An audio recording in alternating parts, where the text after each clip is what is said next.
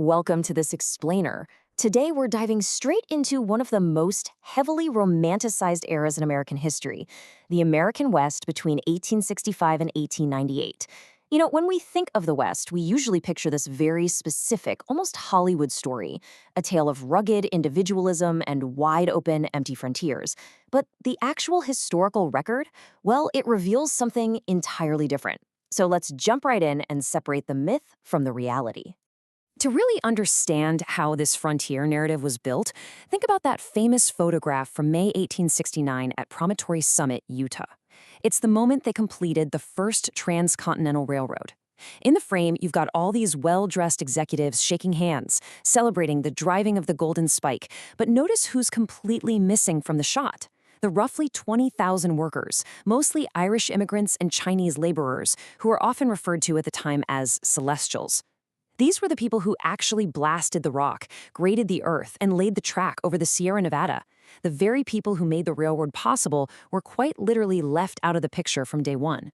And this erasure wasn't just some neat photography trick. It actually became academic doctrine. In 1893, historian Frederick Jackson Turner put out his incredibly influential frontier thesis.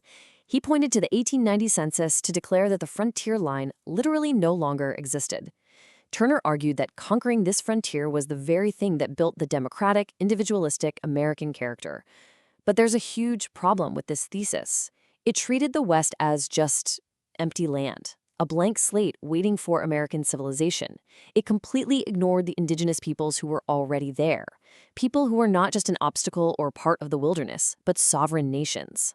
So we're constantly sold this myth of the frontier, right? This idea of rugged independence, lone prospectors panning for gold and rivers, and vast, untouched wilderness. But the reality on the ground was a completely different story. It was an environment absolutely dominated by Eastern and European capital, powerful corporate monopolies, and the systematic displacement of those sovereign indigenous nations. The West wasn't really tamed by lone cowboys, it was incorporated by big business. That brings us to our next section, the corporate frontier, and how the federal government basically became capitalism's enabling partner. The ultimate symbol of this partnership has to be the Transcontinental Railroad. This wasn't just some grand feat of engineering, it was a massively subsidized political project born right out of the Civil War Congress. The government literally bankrolled the whole thing. They handed railroad companies about 10 million acres of federal land, laid out in this giant checkerboard pattern, and loaned them millions in government bonds. This one infrastructure project forever altered the geography of the nation. It tied Western resource economies directly into national markets, while at the very same time accelerating the dispossession of Plains Indian nations. The economic shockwaves from this were absolutely transformative. Just look at this number, 6 days. Before 1869, if you wanted to get from the Missouri River to California by wagon or stagecoach, you were looking at roughly 6 months of grueling travel. By 1870, that same trip took just 6 days by rail. That is a terrifying and awe-inspiring leap in industrial efficiency. It literally erased distance as Americans knew it. And it wasn't just about speed. Freight rates plummeted by a staggering 90% on routes that suddenly had rail competition. This massive price drop forcefully yanked the entire Trans-Mississippi West into a national commodity economy. Think about it. Texas cattle ranchers could now drive their herds to railroad terminals and ship them straight to Chicago slaughterhouses. Wheat farmers out in Kansas could get their grain to eastern markets in a matter of weeks instead of months. It was a total game changer. But we have to ask, who was actually pocketing the profits? The answer is corporate monopolies. You see this perfectly with the Credit Mobilier scandal in 1872, where construction subsidiaries charged wildly inflated costs just to funnel massive profits straight to insiders. And it was the same story in the mining rushes, from Nevada silver to Black Hills gold. That initial romantic wave of lone prospectors was almost immediately swallowed up by capital-heavy industrial mining operations. Eastern and European money took over. And the moment the ore dried up, boom towns like Leadville or Deadwood just collapsed overnight. It was a frontier for investors, not for individuals.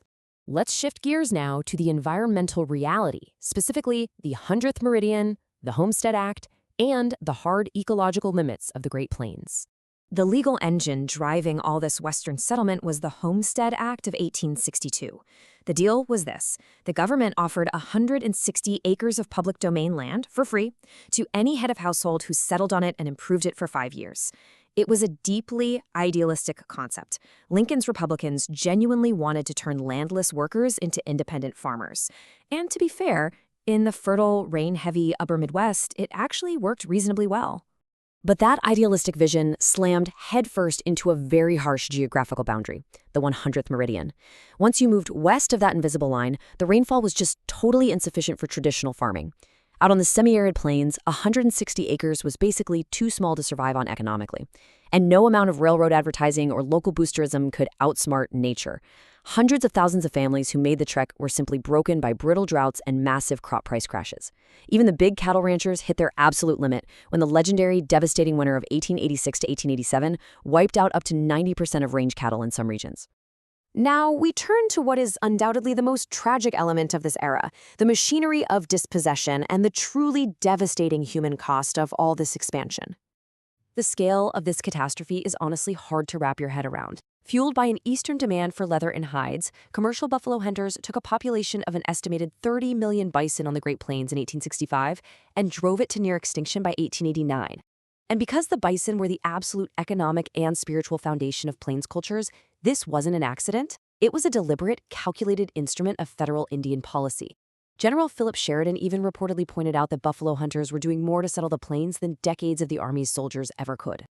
When you map out the military and diplomatic history of this time, it reads like a timeline of broken promises. Take 1868. The Fort Laramie Treaty formally acknowledged Sioux ownership of the Black Hills. But fast forward just 6 years to 1874. Lieutenant Colonel George Armstrong Custer leads an expedition and confirms there's gold in those exact hills. The government simply declined to enforce their own treaty, prospectors flooded the area, and the resulting conflicts exploded into the Battle of Little Bighorn in 1876, eventually culminating in the horrific tragedy at Wounded Knee in 1890. Let's look a little closer at the Battle of Little Bighorn. In June 1876, Lakota, Cheyenne, and Arapaho warriors, under the leadership of Sitting Bull and Crazy Horse, completely annihilated 5 companies of Custer's 7th Cavalry. It stands as the largest Native military victory of the Great Plains Wars. But strategically, the fallout was incredibly swift. This massive Native victory triggered an overwhelming, crushing federal military response that quickly forced most Lakota bands onto reservations. The violent end to this armed plains resistance happened on December 29, 1890, at Wounded Knee. Soldiers of the 7th Cavalry, in fact, the exact same regiment that had been defeated at Little Bighorn, opened fire on a Lakota encampment. They were there trying to disarm a group participating in the Ghost Dance movement. By the time the shooting stopped, between 150 and 300 Lakota men, women, and children were dead. What's truly shocking is that the Army awarded 20 Medals of Honor to soldiers for this event, an event that historians today broadly classify not as a battle, but as a massacre. Moving into our next section, resistance and paper conquest.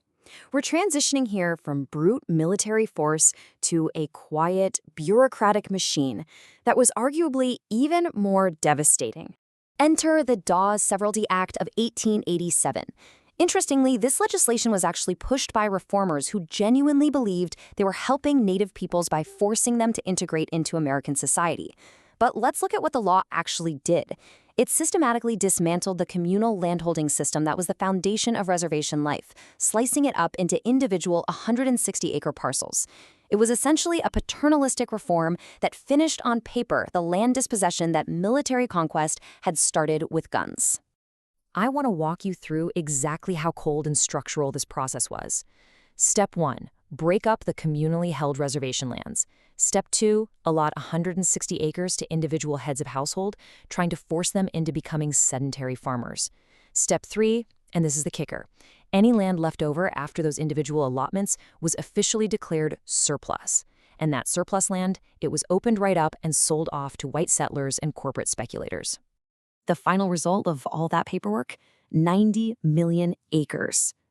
Between 1887 and 1934, when the policy was finally reversed, Native Americans lost approximately 90 million of the 138 million acres they previously held.